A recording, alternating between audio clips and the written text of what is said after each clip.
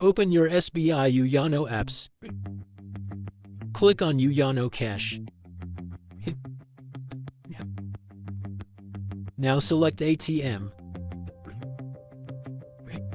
Then enter your amount.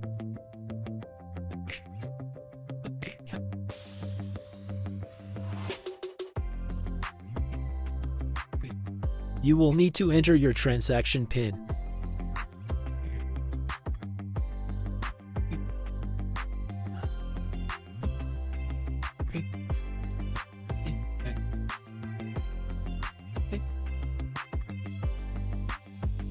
Finally, you have received the message from SBI Bank. There is a 6-digit transaction number.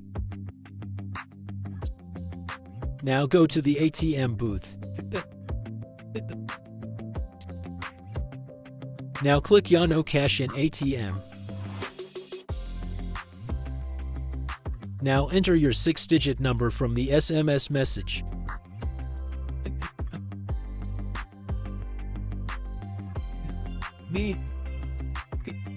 Then click Confirm. Now enter your amount.